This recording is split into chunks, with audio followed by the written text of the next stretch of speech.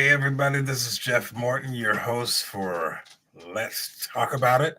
I want to thank you all for joining us. We are live. We are actually live on Rumble tonight. I think it's the first time we got this right, or maybe second time.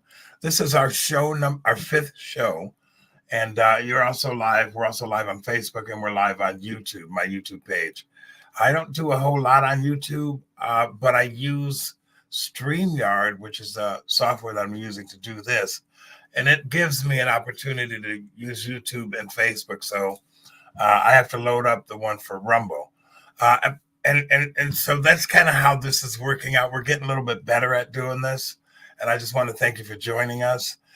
This show is about talking about you. It's about talking about the guest, whoever that person might be, or subject matter. So let's talk about it. Let's go online and talk about it, since we can use this technology to do that. Now, at the end of every one of my shows, I'm going to run a little video of my wife. Oops, got to turn that off. My wife makes these soaps, and she wanted to make some healthy stuff for women and guys. Her website is thebodycheckmakesense.com. So every show, in honor of my wife, Carol put this little video together of her products. And so we're going to play that at the end of the show before we close out the show. My guest tonight. Okay, so let me tell you about my guest tonight. You know, the internet allows you to meet a lot of different people. And Bobby Yerby, who I met probably 3 or 4 years ago, I'm not sure, because he was following some of the stuff I was doing online. He certainly was following Dr. Dina Dye. And he's now, you guys got to forgive me, okay? I want to explain something to you. Bobby is from Alabama. He is Bible Belt grown, and he is a wonderful person, but something happened in his life that caused him to start taking another look. And I see my sister's in there. Hi, sis. As you guys pop into the chat, I can see you pop up. Anyway, Bobby had an experience in his life. He's going to talk about all of that. And then he's going to talk about some of the things that he's studied and some of the things that he has learned. And the thing that is probably most dear to his heart is one question: is the kingdom here, now, or later? And he said something to me when I was talking to him as we were priming the show about a week ago. He said, you know, at the white throne judgment, what criteria is God going to use to judge? And of course, in the Christian world, that's always going to be to accept Jesus. In the biblical world, please understand why I say it that way, it's about, did you keep covenant? I got to turn this off. All right. Did you keep covenant? Do you understand the rules of the kingdom? Are you governed by a king? Are you happy that you accepted the things that God has told Israel to teach the nations? That's kind of a little different than what we've learned in the Christian world. And I absolutely believe accepting the Messiah is paramount. But anyway, let me introduce you to Bobby Yerby. Bobby, hello, Bobby. Welcome to Let's Talk About It. And hey, Jeff, how are you? I'm good. How are you, my friend? I'm doing well. Good. Now, just before the show started, folks, Bobby said he had 6 pages of notes. So I thought, okay, we're going to be here for until midnight or something. But Bobby, we've had some good conversations. We've tracked each other now for several years. I want you to start the show off tonight by telling people a little bit about yourself, where you're from, what happened to you, and why you wanted to come on. And well, I invited you to come on. You said you'd be nervous about it, but here you are, and you want to share your heart. So I'll give you a couple of minutes to tell people about your history and a little bit about Bobby Yerby. Yeah, I'll try to make this quick as I can. But in my early 20s, I went to a backwater church in a little old small town. That's where we'll use a Christian terminology, got saved. And then about a year or two, I just kind of walked away from everything. I wasn't learning anything, how to do anything, what my purpose was. So I think that's pretty much why I kind of walked away. About how long ago was that, Bobby? Oh my goodness. I'm 53 and I was probably about 20, 21. So you do the math. So So it's been a while. yeah. Okay. So go ahead and continue. So roughly about around 8, 9. Uh, I'm not gonna mention where I was at, but I had this small, still voice, just tell me, son, you're gonna die. I mean, give me a little bit more than that, okay? That's what the voice was, It was a and voice. yeah, it was just it may have been a product of my own mind, but I was just sitting there, just kind of minding my own business, not really thinking of anything. I mean, tell me a little bit about that. Were you sitting in your house? Were you working? Yes, I was in my house. Okay, and you were doing what when you heard this voice? Well, I'm not gonna say. Okay. Okay, I'm just trying to get the Yeah, the what was happening in your world when you heard the voice. But yeah. anyway, I you were will. going. It'll be a little embarrassing, but I was Okay, in. well, not we I don't was we in. don't want to embarrass you. No, I was in the throne room. Oh, So, well, okay, that's yeah, yeah, TMI, but that's okay. yeah, yeah. Uh, So now I'm okay, so going. you heard this voice say you're gonna die. Let's take it Yeah. from there. So I walked out, and looked at my wife. I said, "Where's my Bible?" So we found my Bible, and I just started reading. And a little later is this a question that pretty much got proposed. Why did you fail? You know, uh, so I failed for the lack of knowledge and wisdom. What it kind of boils down to, I really didn't know what sin was, what I was doing with anything. So I started tracing and what really defined what sin was, and then I went from there. I found it, and was it First John? 3, 4. Yeah, thank you, sir. So uh, now where I found it, and I'm just like, okay, so that led me back to the Old Testament. What did it say? It said, "Sin is the breaking of God's law." Is that Yeah, correct? yeah, sin Okay. is lawlessness, Now, about basically. how long ago was this? Uh, yeah, around about 8 years ago, Oh, 9. 8 years ago. You Yeah, every 8 or 9 years while ago. Yeah. every once in a while your connection drowns out your voice and you freeze. Just letting you know. So Okay. sometimes we don't catch the word you're saying. So Okay. about 8, 9 years ago, this all happened. Okay. So you come out of the bathroom and you go, "Babe, where's my Bible?" Out of the blue. That Yeah. must have caught her off guard, huh? Yeah. Pretty much. Yeah. Okay. Yeah. Uh, Okay. I was kind of. I was. I was an atheist. Back when I was in my early 20s. Uh, before I started going to that little backwater church. Bobby, let me So, ask you a question. How can you be an atheist in the Bible Belt? How's that work? well, not to get political, but that's kind of what you was indoctrinated in school, and like in high school. I'm sorry. Say that again. That that's kind of what how high school went. Uh, you never learned about God. You always learned about science. Okay, I see what you're saying. Okay. Yeah. So then you had like health ed classes, which taught you about sex and the birds and the bees and the flowers and the trees. But they had pretty much stopped talking about God by then. Yeah, when I was in my elementary school, I remember teachers talking about it and stuff like that. But Okay, anyways, so I you were came. an atheist. Yeah, and then we'll fast forward back. So I end up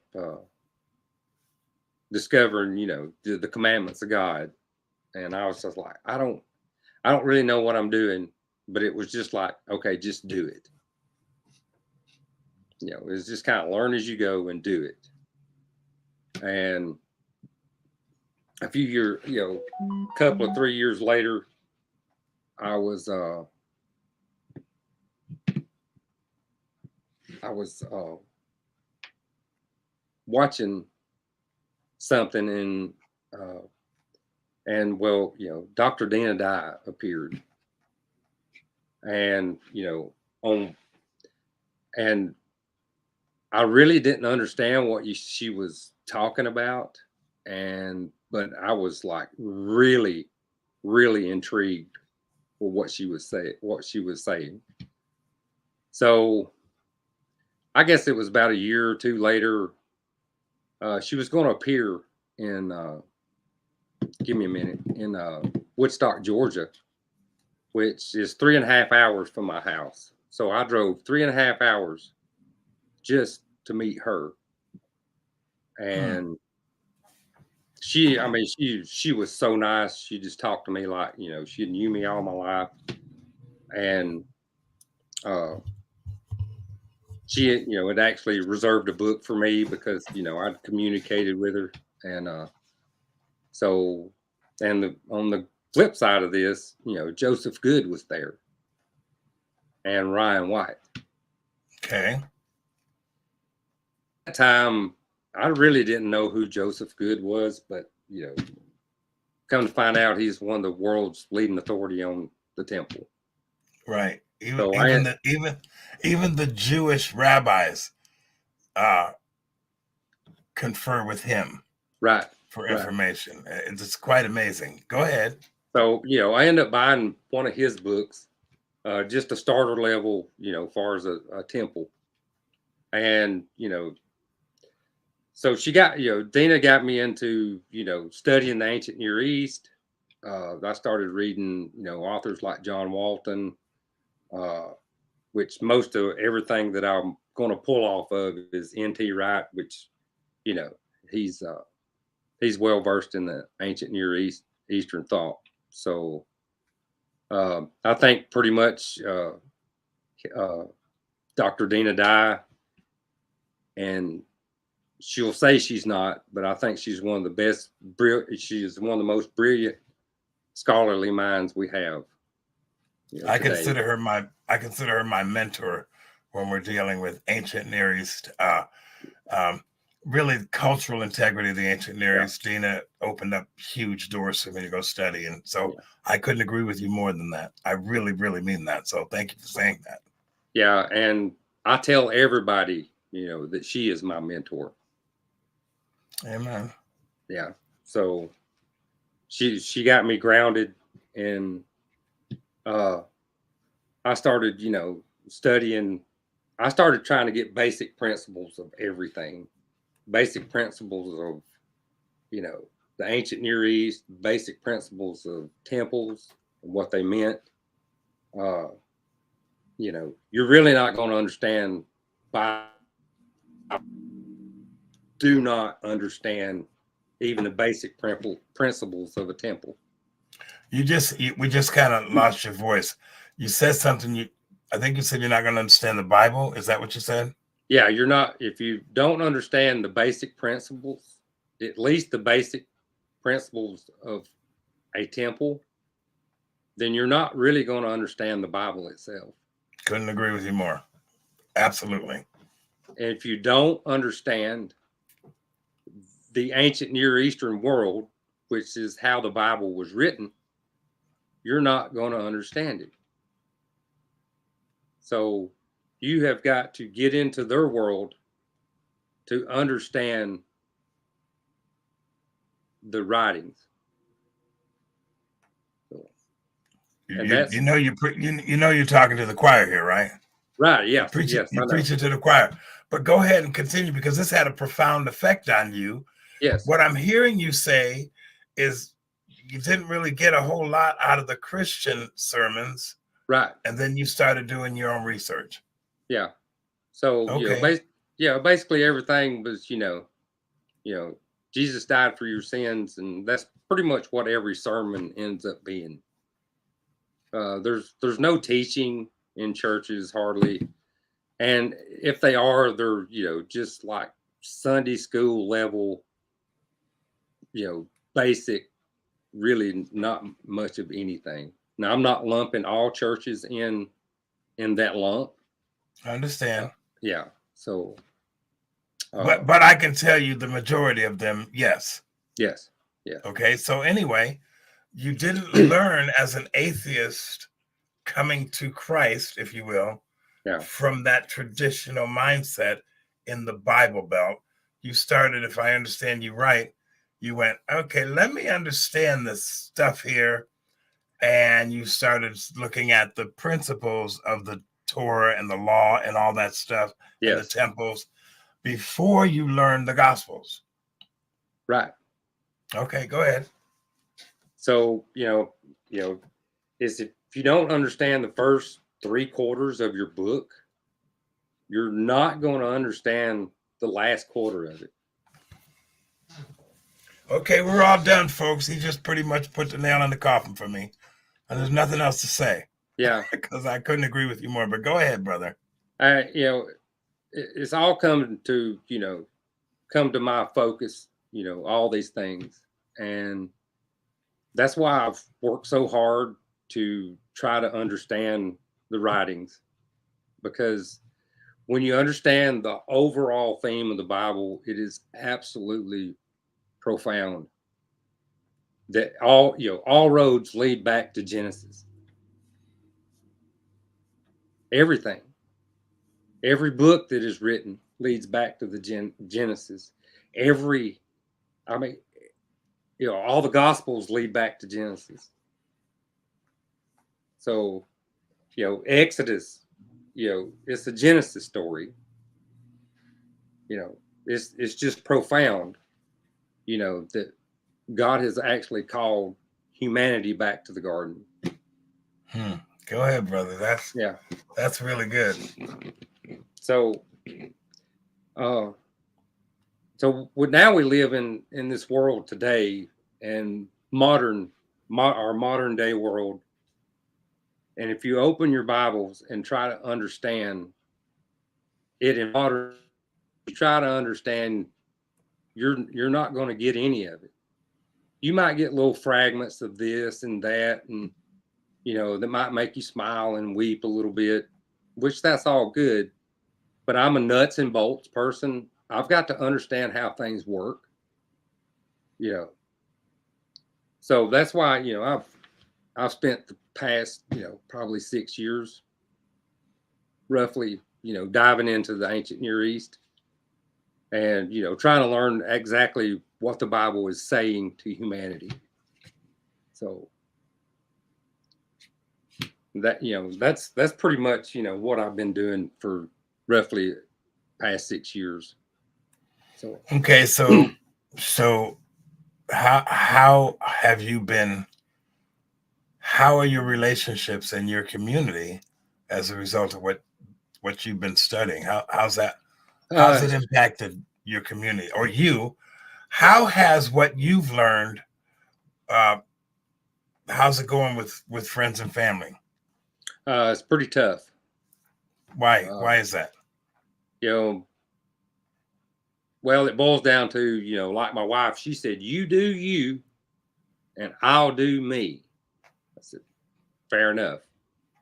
Okay. So I get labeled as strange, weird, because I literally understand God through covenantal relationship. Hello, James. A friend of mine just popped in. Okay, so have you ever been called Jewish? Yes. Welcome to the club, brother. Yeah. Okay, so people don't quite understand what you're learning and what you're talking about. That's kind of goes with the territory when we start going back and understanding what the Old Testament, and I don't like to use that term, Old Testament, right? The first 3/4 of the book are talking about. Yeah. So, okay, so now that you've kind of dived into all of the stuff that you've learned, let's start going through some of your notes. What are some of the things you're talking about when you say, hey, George, Jorge, it's good to hear you, see you, my friend. I got friends of mine popping in on the chat room. Okay. When you're talking about, well, let's start with N.T. Wright. How does N.T. Wright influence your understanding of the Bible? Almost as much as Dina Dye does. Okay, so let me ask you a question before you dive into that. Do you see the Bible as a religious book? No. Or okay, explain that. I thought that question just popped into my head. What do you mean by that when you say no? Well, all the systems of all the world are religious. I mean, basically, religion is defined by man-made doctrine. Is that not correct? I would agree with you. Yeah, Yes. yeah. So is the Bible is the Bible man-made? It's written by men, but influenced by God Himself. I mean, there's so many aspects of the biblical text Yeah. that are miraculous that there's no other book in the world that can compete with it. So yes, I believe it's absolutely inspired, but written by God. Said here, interpret this information for me. Yes. And I'm going to give you a country to do it through. Yes. Go ahead. So understanding the world of, ancient Near East covenants, there's a lot of them. And like you said, and I seen this back, a couple of years ago when me and you had talked before that, the U.S. had entered a land grant covenant. Right. Yeah. How many times have you heard that taught in the church? Never. Okay, neither have I. But go ahead. I've never even heard the term new covenant in any church I've ever been to. And I'm just like, it's a covenantal relationship, whether it be new, old, and it's actually, the Greek says, means renewed. So, I mean, God is renewing the covenant. He's always trying to get us to testify. Absolutely, brother. Yeah, not to make something brand new. So, it just goes about it a little different way. So, okay. I'm listening. Keep going. So, I mean, the subject matter, we're going to talk about, it's kind of, is God's kingdom now, or, does it come later on? And, the answer to that question is yes. Okay. So, I mean, the thing is that, where did modern day religion get its basis? Where did the belief systems come in through? And this is stuff that I have studied. And, I mean, and studying history is one of the keys to understanding where everything comes from. I tell you, I studied, I tried to study Christianity after the Reformation. And I'm just telling you, it made my head spin. There are so many, did you say like 30 different denominations of Baptists in the U.S. alone? I mean, and then you've got, like in in the heart of the Bible Belt, you've got people that call themselves holiness. You've got people that, you got the Church of God. You got different denominations of that. You got Methodists, Nazarenes, then all the little shiny little small churches that pop up here and there. You got like Bible missionary, and all of them got totally different points of views about everything. And I'm not saying they're wrong about everything.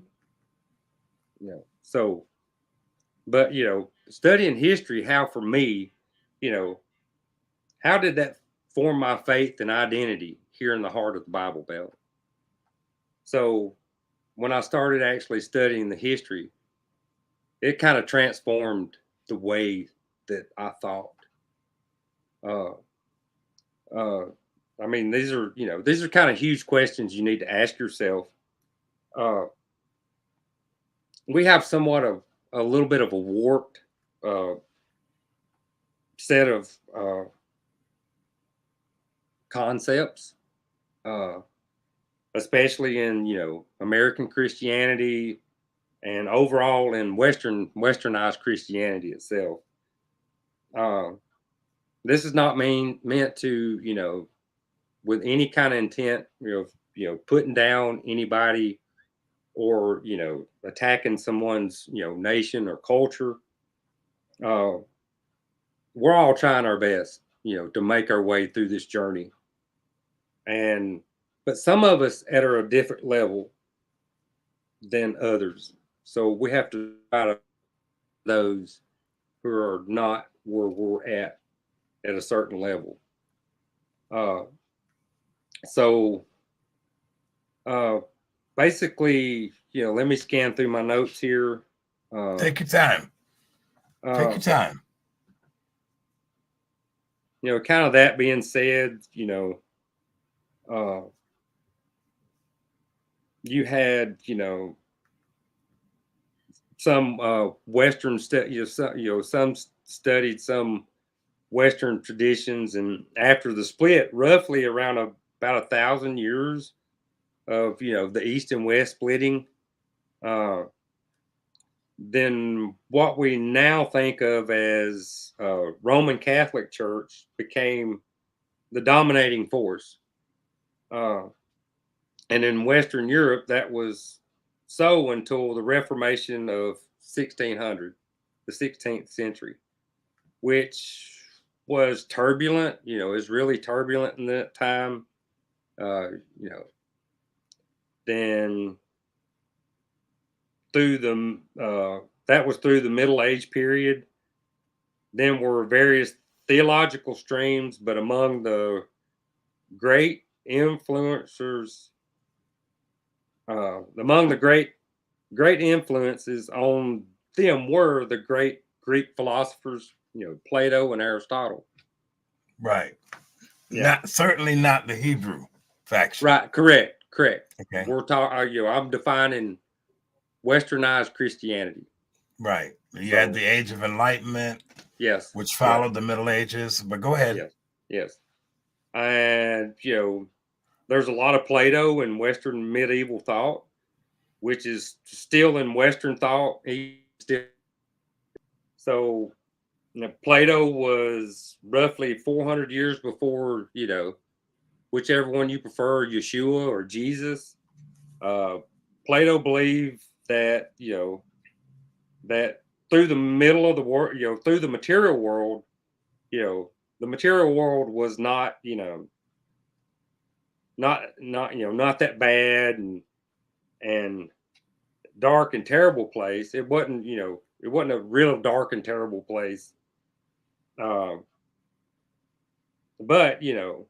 it wasn't. Let me get this straight. So just let me read it verbatim. Yeah, go ahead. Then the thought through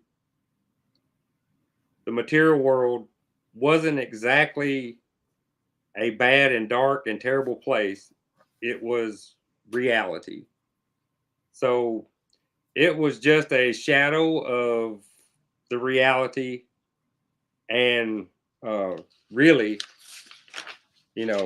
humans had souls, which were something not a bodily thing, but which belonged to us, or at least we had them on a temporary loan, until then wanted to go back home where they come from, namely to heaven. That is an idea that is deeply in the Platonic traditions, both in Plato himself, in the Middle Platonism of the first century, and the Neoplatonism of the 4th and 5th century. And to this day, many, if not most, Western Christians, the purpose of religion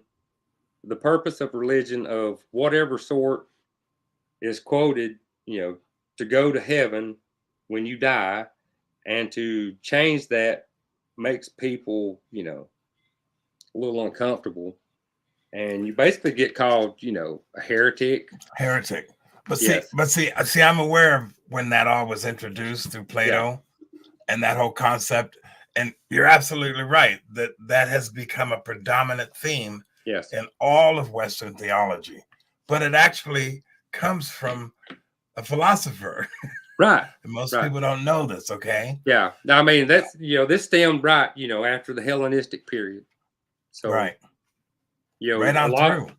Yeah. I mean, just like there was a lot of Jewish thought in the first century, when, even Christ roamed, there was a lot of, Josephus, he was Hellenistic. Right. Well, I'm glad you mentioned that, because most of us, when we're sitting in the churches on a Sunday, we're in a Christian world. Yes. But all of that New Testament writings that we were talking about from Paul forward. In fact, there's a person in the chat room who let me borrow 2 of his books that made a huge impact on me, because I began to see that they were really competing with or battling a Hellenistic mindset Yes. in a culture that was thousands of years old. Yes. You and I were battling a Christian concept Yes. that was born from that. Yes. With a Hellenistic thought and a Greek mind. Yes. All right. And I'm also, absolutely with you. yeah, also through a Roman Greco society. Yep. Yes. That's absolutely right. So now, drawing us back to your experience, because we don't have a whole lot of time left. We're probably going to run for another 30 minutes, close to it. Okay. All of this studying, I mean, I know you got a lot of stuff there, but Yeah. all of this studying helped you to organize what in your mind? Well, it helped me organize, what exactly, where did my, earlier belief system come from? Okay. And as I've studied, I've understood the point of, okay, that's not an ancient Near Eastern Jewish mindset. Oh, brother, you just said something that I've been trying to say for 15 years. Yeah. My sister's probably clapping right now. Yeah. So you're absolutely right. Yeah.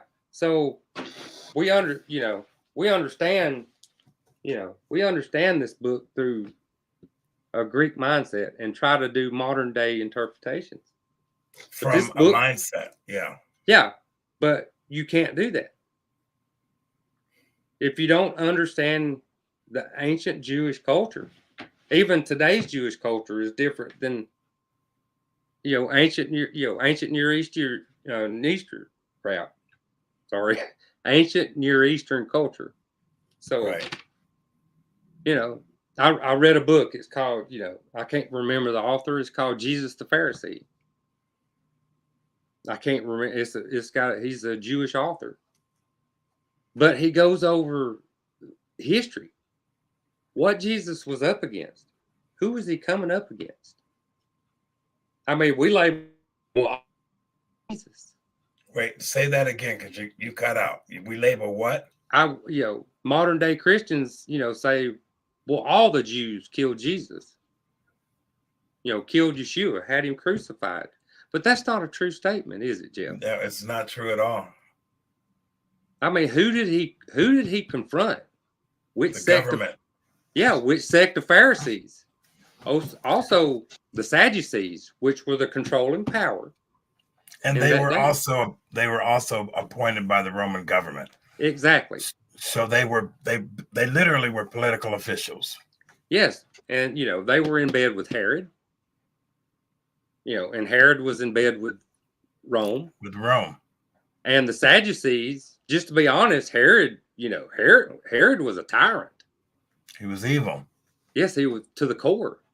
He had most of the, if I remember right, I think he had most of the Sanhedrin Council assassinated. He destroyed it. It was a very corrupt political time, kind of like today. And he had most of the Sanhedrin. He had it all disbarred. Yeah. And most of it was illegal anyway, because a lot of it was appointed by Rome, authorized by Rome. So yes, you're absolutely right. Now, but the kingdom was still near. And I think you started this out by saying, is the kingdom now or is the kingdom for later? Yeah. Thank you for getting me back on point, Jeff. So, but yes, it's both.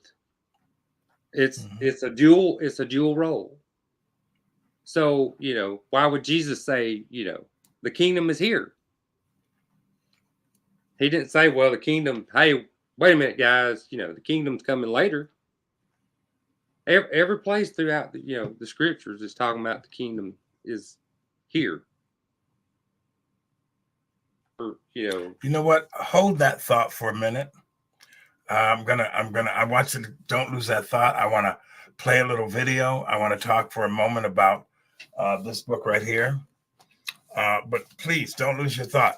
We're going to show a little video. I'm reading this book here, folks. It's called America at War 2024-26. This is written by Pastor Mark Biltz, but I've written read several of Danny Bengigi's books, and I can see some of his flair or flavor in this book, and also some of his wisdom in conjunction with Pastor Mark Biltz. On the back of it, it shows these eclipses. Now, I understand what they mean, but this book is actually very, very good at explaining some things that it's kind of like a biblical science. So would you play that clip, Carol, so that people can understand how to get this book? And I am encouraging you to get this one. Trust me, this is a different kind of book.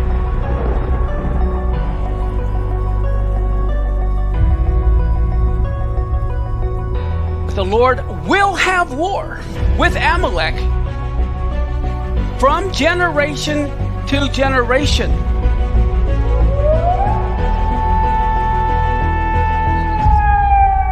Then the Messiah returns.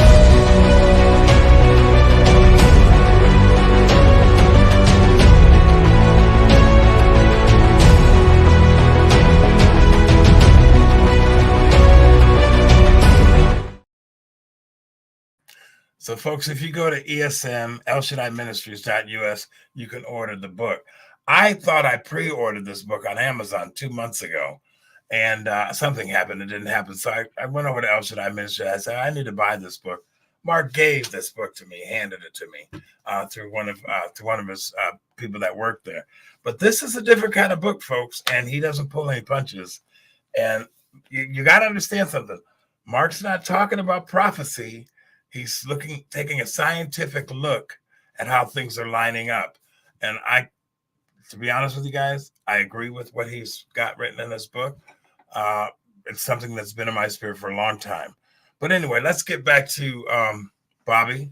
Bobby, I'm so glad of what you're bringing to the conversation because you've studied. You didn't just go, Jesus, come into my life, and if I believe in you and change things, I'll go to heaven. Now, yeah. I know that people's lives have been changed, totally transformed, yes, because they believe, okay? It's the religious system that I'm trying to get people to say, well, let's step out of that and go back to the historical account of how this whole thing that the Hebrews were given responsibility over was for them in that world, because that's where God purposed it all to be written. And you've done that. And now we've got the kingdom here and the kingdom coming. Yeah. I completely understand that, but a lot of people are waiting for an airlift to go to heaven. Yeah. Escapism. Go ahead. Yeah, that's there's that clause is not there. It's just not. Yes, we're talking about the rapture. People ask me, hey, do you believe in which one are you? Are you post-trib, mid-trib, after? I'm like, I'm neither one of them. Right. I'm not either one of them.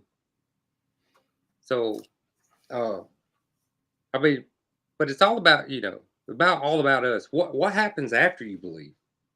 I mean, right. I mean, listen to some dude, fail in the pulpit. I mean, because he's not covering, the Bible is political. Very political. Very political. I mean, we're talking about kings and kingdoms. That's exactly something right. That's not really common to us. I mean, we're used to presidents and all that stuff. But, I mean, toward the end of this, Jesus is going to come and rule and reign. Where? wait a minute, beam me up, Jesus. Joe, that's not going to happen. Yeah, it's not going to happen. Okay, so what is our mandate here? I mean, we're supposed to be representing the kingdom of God and the King, right, in the earth. Right. If I remember right, if we're grafted into what Israel is, and most everybody in the Christian world thinks Israel is the Jewish people, I think it's the kingdom of God being announced to the world through these people. So the kingdom is being built up all around us. Where do you go with that? Yeah. So what are we supposed to do? Well, we're supposed to act like we're already in the kingdom and spreading the kingdom, spreading Eden all over the world. That's what we're supposed to be doing. That's the Great Commission. And I thought it was to spread the gospel. Well, yeah, that's also spreading, the good news. The good news. Yeah, the euangelion. Yes. Yes. Wow. So you've really done some work. Euangelion, well, Hebrew is basar, or I forget. Basora. Yeah, it's been a minute. So right. Yeah. So it's the coming announcement, of the King. Can I share something with you about the word the gospel? Yeah. The word the gospel was born in the I believe King Ferdinand, Queen Isabella's court. They forced the Jews to say the God spell, and I've got this from several sources. I can't quote any, but I got some books over here. So instead of being circumcised, you had to say the God spell. Otherwise, they would put you to death. And a lot of Jews were killed because they didn't say, Jesus Christ, come into my life. I renounce all that Jewish stuff and surrender my life to you. That's literally what they were forced to say during the Inquisition, or they were killed, or their kids were killed. The word Besora means the good news is now available to the nations. Yeah. Okay. That's what Paul was talking about. Yeah. But so when you say the word gospel, I could go into a little bit of teaching on this, but it's really talking about the God spell that Jews were forced to say in order to convert to Christianity, or they would lose their children's lives, and a lot of them did. So when we say we're going to enter into a covenant relationship with God, then the question, and I've said this thousands of times, I totally agree with you. Your salvation is the beginning of your obligation. Yeah. Yes. In the kingdom. Yeah. In the kingdom. Yeah. And that means being a representative of the government, the laws, the legality of the kingdom, the instructions of the king, and everything that he has ordained was to support us and life. Yeah. And that goes all back. Yeah, you broke up. It goes all the way back where? To Adam. Absolutely. Yes. That was his job, the Great Commission. Yes. All right, so go ahead. We've got about 15 minutes left. So, that's a rough shot. We just summed it up pretty quick about, let your kingdom come on earth as in heaven. But that's a 2-part series. If we put it that way. But it's after he returns. It's after he returns, and when he puts the nations under his feet. That's when he'll rule and reign on earth, literally rule and reign on earth. And that's the kingdom. So the word heaven was translated. Let me just say it this way, folks. If I were Moses, if I was talking to Moses and I say, where's heaven? He would point to the tabernacle. First, he wouldn't understand what heaven was. And I would say, where God is. He would point to the tabernacle. Yes. If I said to Paul, where's heaven? He would point to the temple. Yes, exactly. See, we in the Christian world don't understand that word was morphed from someplace far, far away in a galaxy far, far to in his presence. And he says, build me a house that I might dwell amongst my creation here in the place of his presence, which is, for the folks listening, Jerusalem. Yes, and Genesis chapter 1. Bottom line, absolutely. Genesis chapter 1. Dr. Ben-Givir taught me that Jerusalem, when it talks about in the Garden of Eden, he can break it down in the book of Numbers. I can't, and show you that they're even in Genesis, they're talking about Jerusalem, which didn't exist at the time that was written. Yeah. Isn't that amazing? But it had to be. Yes. I mean, my brother asked me one day, he said, "Where do you think Eden is?" I said, "Right there in Jerusalem. That's where Eden's at." That's exactly right. Yeah. You All right, find so that? Yeah. So what did NT Wright offer to you? Helping me understand, one, the gospel. So it's kind of confusing because it's multi-level. Ask any good Christian, and ask them this. Well, atonement already existed. It's just to throw mass confusion. Atonement already existed. What did we need Jesus for? Well, you think an animal had to die, then why could I, take a grain offering and get atonement with grain? Did the grain die? God does not believe in human sacrifices. He forbid it. If you don't know your temple, if you don't know Leviticus, then, you're stumped. We don't understand that Yeshua was an offering. Yes. Not a sacrifice. No. The sacrifice we don't understand the temple. We don't understand the order of the temple. So I get it. Sacrifice is a bad translation. It's as close as they could get. Right.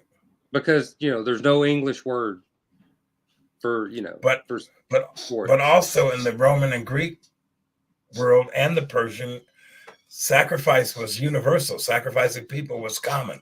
Sacrificing babies. So when we're talking about sacrificing, that's the concept that we're talking about. We're not talking about the offering in order to be in the presence of the Lord. Yeah, all the way up to the Viking culture. Right. They sacrifice people. So NT Wright. Anything? He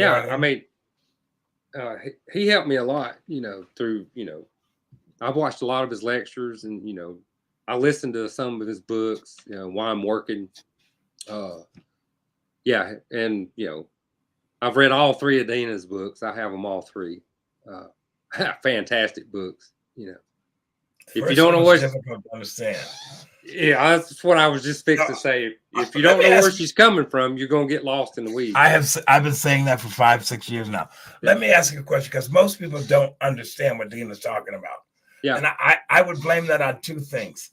Number one, she's so researched. Number two, she's Jewish. She's coming from a Jewish mindset. Yes. In a church environment. Well, the church doesn't understand the Jewish mindset, so it's difficult for people to follow her. Yeah. But when you get her, when you understand what she's talking about, she's just simply saying the New Testament is an Exodus story. Yeah. And I get it. Here's a funny story about that. When I met her, I talked to her, and after she got through speaking, I got to talk to her a little more. I said, I get what you're talking about. She went, huh? Yeah. She went, usually it takes people, 2 or 3 years to understand, but you've got it in a few months. And I'm just going to tell you, here's the comical part. After I started digging in, I'm like, I had no idea what she was talking about when I told her that. After I got to really digging in, I'm like, yeah, no, I didn't. She's not an entry-level teacher. So no, she's definitely not. The thing that happened with me, I got kind of a download about how to see the Bible. Yeah. And I didn't know what happened. I just know that I didn't see the Bible from the traditional Christian lens. Yeah. Every time I would open the Bible, I would see something that was completely different than the context that I'd heard in Sundays. It didn't matter what I was looking at. It didn't matter. So I started seeking out people who could help me understand what was in my head And I would say that 95% of what was in my head is I'm seeing the cultural integrity of the people who wrote the Bible in my head. And then when I got John Walton's books and I read it, Rico Cortez introduced me to John Walton. When I read his first book, I went, oh my God. And I understood what was in my head. But when I started tracking with Dina was teaching what was in my head. Yeah. That's what and I said, Lord, you showed me all of this. And now this woman, this Jewish woman, is showing me what you poured into my head. Yeah. It was just the other day when we did a show here. I called her. I said, what are you going to talk about? She said, identity. I said, Dina, you got to be kidding me. Because that's been in my head. Let's give Jesus back his identity. Yeah. Yeah. Exactly. All of that stuff. Exactly. And I think you guys were. The same thing with women. A passion of mine is let's give women back their identity. Not call them the second thing in creation. Let's call them the most important thing in creation. Yes. That's who they are. Yes. Exactly. Amen. I'm getting started here. I'm getting ramped up. Yeah, they're helpmeet or whatever that means. Yeah. Bobby, we got 8 minutes left. Okay. And I know you got a lot of information that you want to share. Would you consider doing this again next week? Part 2? Yeah, if you want. Well, if you want, it's up to you. I mean, yeah, I'm good with it. I'm rolling now. Let's go. You're making the kind of. Let me ask you a question. When did you find out about me? You? Yes. You reached out to me, I think, or something. I can't remember, a few years ago. Yeah. I called you. I forgot where you was working at. Right. You did call me. That's right. Because you were listening to the Returning to Eden. Yeah. Yeah. I think that's where, I first heard your voice. You told me you listened to every one of those. Yeah. I'm like, who is this cat? Hey, hang on a second. Carol, can you go ahead and run that for people who don't know what we're talking about, please? We're going to run that video. Hello, and welcome to the Returning to Eden podcast, a podcast that seeks to examine the culture, context, and language of the Bible from the perspective of the ancient world. We are the product of history, not a new idea. And now, here are the hosts of the Returning to Eden podcast, Jeff Morton and Dr. Dina Dye.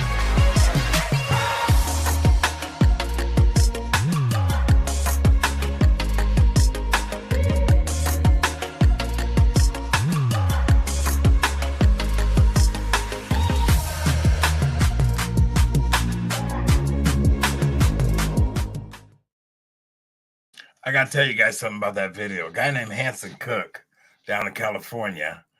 I think, who was it that introduced me to him? I think it was Jorge Ramos, who's in the he's Jorge, did you introduce me to Hanson Cook? If you can, put a message in there. It cost me $500 to make that video, you guys. By the way, everything I do is out of pocket. I don't have any funding anymore from anybody. So the RTE podcast, it's called rte.podbean.com, is still up. And I've been paying, Dina and I haven't done that for a couple of years now, but I've been paying to keep that going because of people like my guest tonight. People go there and listen to the programs that we did. We did it for 2.5 years, guys. There's a wealth of information on there. So I keep paying for it. Even though we haven't done a show for a while now, I keep paying for it because it's benefiting. If one person is benefited by it, I'll keep paying for it. So anyway, we got about 5 minutes left, Bobby, for this show. But let's do part 2 next week because I know you got a lot more information you want to share. Okay. And also, I really wanted a person from the Bible Belt, country as country, because the folks down there don't hear this stuff. They don't know there's a whole bunch of us out here that are returning to the cultural integrity of the Bible. And I thought it was a good idea to have you on. So I'm really, really glad that you came on. And you said some really important things tonight, actually a couple of profound things. So I'll give you the last word. We got 5 minutes of the broadcast. Go ahead.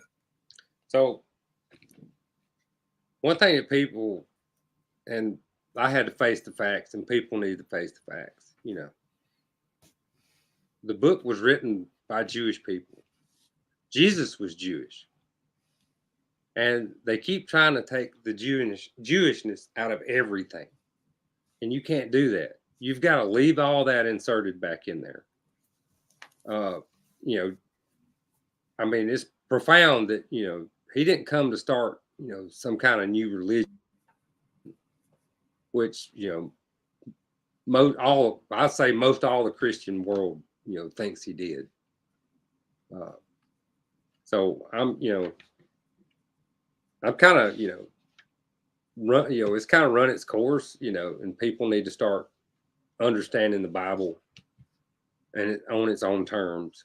And that's pretty much about it, Jeff. So, well, I'm kind of with you on that. I think that every believer, because I know there's a lot of Christian people whose lives have been changed and they hold on to what God has done in their lives. It's not a question of what he's done in their lives. It's a question of let's restore his identity back to the culture that he purposed the whole world to understand him through. Yeah. That's really the heart of the issue. Let's give the Bible back its original identity. It's like this. God created this nation of Israel. He began that process with a guy named Adam in order for us to understand what he's doing. And he gave the Great Commission to them to do it. And then he showed up there. Then he died with them. He was resurrected with them. And he's going back there. And we need to understand that this stuff going on in the world today to wipe the Jews off the Mediterranean plateau, wipe them right out of existence, is nothing more than what it's always been. Let's get rid of the influence of God in the nations. Let's kill off the Jews. Yeah. Give people a little bit of food for thought. You know, you've got God's counsel, correct? Yeah, it's mentioned there. God has a council. Well, what does man come up with? The United Nations. I mean, there's nothing godly in the United Nations. Nothing. Man, profound number 3. That's the profound thing number 3 tonight. There is nothing godly in the United Nations. No. Go ahead, brother. I mean, you know, our country is coming down. I hate to say it, but it is. I never thought it'd be in my lifetime. Right. But it's coming down because we have become a godless nation. The nation is sick and we have broke covenant. We have broke covenant. Our forefathers had enough sense to set up our Constitution on the very laws the Christian church said are done away with. Man, oh man, oh man. You know, the Sanhedrin was set up. It had 3 branches, had 3 divisions. Tell it, Jeff. Our government has 3 divisions. Yes. In God we trust. That was what they were saying, and that's what we were saying. The United States of America is the only other nation on the planet that God set up a covenant with. Yeah. And we're basically saying to the creator of the universe, you can take your covenant and shove it. Yeah. Big mistake. Yeah. And Huge mistake. What's going to happen when you do that? That's a question for you and all of our audience. It's the very reason why they wanted Jesus to be shut up. It's because they were afraid of Rome coming in and crushing the state of Israel. Yeah. Okay, so they were afraid of Rome, but the Christian church in the mindset that we have today is not afraid of God coming in and crushing the United States because we broke covenant. Yeah. We don't even think about it because we don't know that understanding. And before the show ends, when is that going to be? Now. Okay, we'll leave with some departing words. All right. With some parting words. When you get old enough, things, slip your mind, like my parting words just said. Bobby, you going to come back next week? Yes. We'll do I'll it come again. back next week. Okay. Yes. All right, brother. I'm going to trust you to bring it because I think this has been a really, really good show. And I'm Jeff, very, very glad that you decided to come on. it's been an honor, and thank you for inviting me. You know what you don't have? You don't have the Christian traditions in how you study the Bible. No, I do not. Well, folks, let's talk about it. That's what the show's all about. I'm talking about our faith. I'm talking about people who are engaged in the community, doing things to honor and bring honor to the kingdom of God that is in the earth now. That's what Let's Talk About It is all about. We're going to play my wife's video before we sign off. I'm going to honor her every show. Please consider purchasing some of her material, some of her products. She will mail this anywhere in the continental United States of America. It's wonderful stuff. I'm very, very proud of her, and I love how she made it pretty. That's thebodyshackmakesense.com. Carol, go ahead and close us out. By the way, Carol, he's in the background running things for us. And by the way, he's volunteering to do that. So God bless you, Carol. Go ahead and close us out, my friend. Thank you.